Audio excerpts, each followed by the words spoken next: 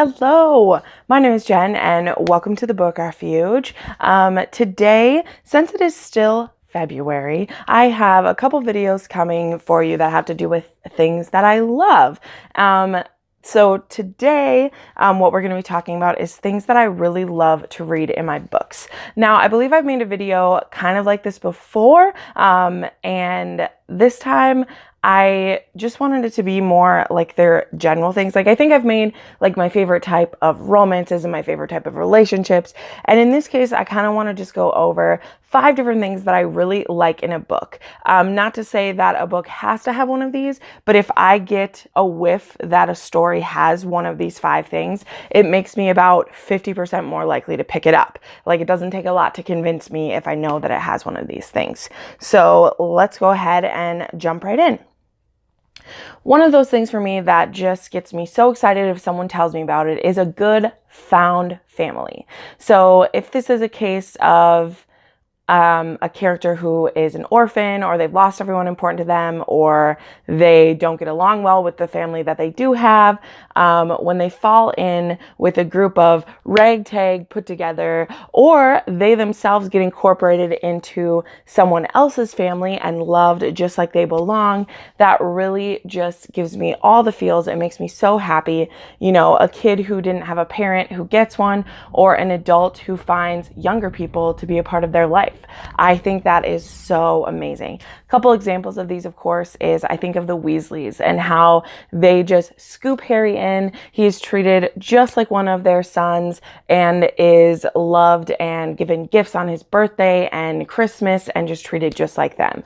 Another one of these for me is the Rampion crew in the Lunar Chronicles. I think that is a great found family, and I just love their interactions with each other as friends and just as a big group together. I love it. The next thing is animal companions. I talk about this all the time. I am a huge animal lover. I love whether it is sentient animals who can actually communicate with the main character, or whether there are just horses that are treated like they're like an integral part of the story. That happens in Onyx and Ivory, where the character can communicate with the minds of the horse and, you know, has real respect for how to take care of the horse. I love that. I love when it's dragons, you know, gotta love my Aragon back there. I love anything where when someone mentions either a pet or an animal that is actually a part of the story. They don't necessarily have to be like one of the main characters in it, but just where the character who has an animal in their life and they continually mention their animal. It's not like, oh, we had a family dog, but we never talk about Rusty. He's just a fixture in the corner. I love when animals are a strong part of the story. And if I get a whiff that someone is going to have strong communication with them, I'm instantly into it because I adore animals, and I love when people have good connections with them. I especially love when a villain has an animal friend. I'm looking at you, Voldemort. I like that. Number 3, I love when a character has very clear motivation. I think this is something that's a little like harder to discern right off the bat of a book. But I wrote in my notes, I really hate a character with a savior complex. Like I don't really like main characters who do what's right completely just to do what's right.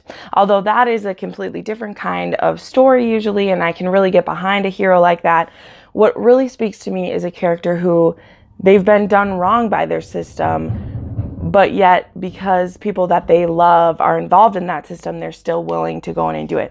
Or a wrong is done to them and they need to get revenge. Or, you know, I just really like that to be fleshed out well, so I know why my character is doing what they do. Because when you're writing a story, you know, that's what you're writing. You're like, what is it that my character wants above everything else? And what are they going to do to get to it? And I think that is so interesting. And I've read a lot of books where I don't really know what we're doing here, or the character just kind of falls in to being the hero of this without any agency of their own or like any reason for it.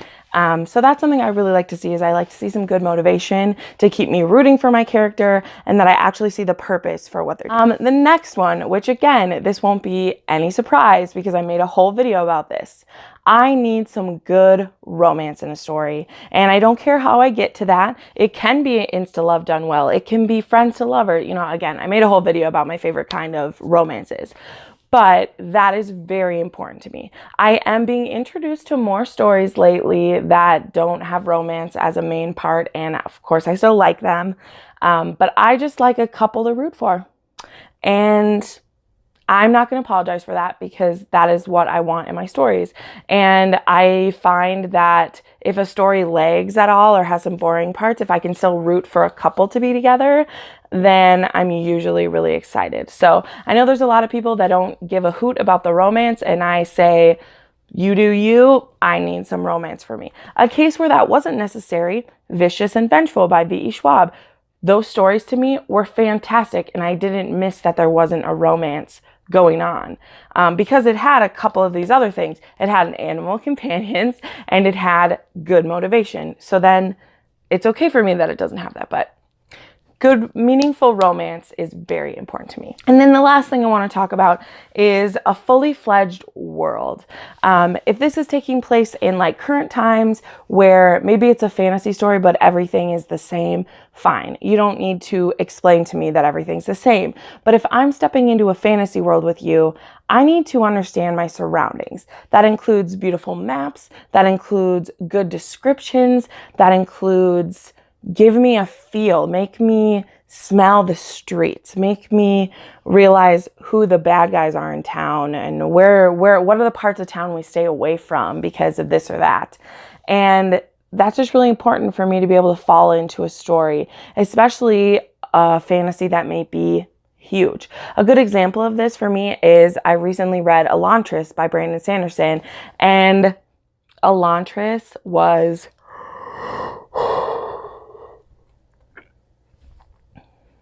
fully explained to me. And I really, really had a great time with the story because I like knew where we were. And I feel like that's hard to do in a literary world sometimes because, you know, readers get distracted by this or that, or it's like hard to know the purpose of like what's going on. And I love that about Elantris. So yeah, I really fully fledged. And this is really great for me. So anyway, thank you for joining me for some things that I love to have in books.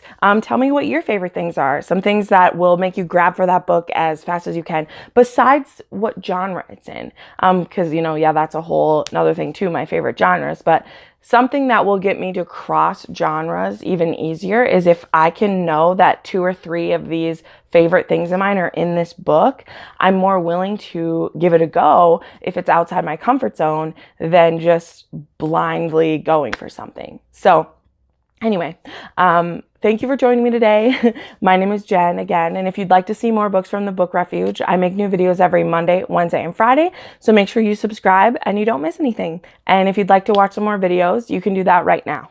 Have a great day.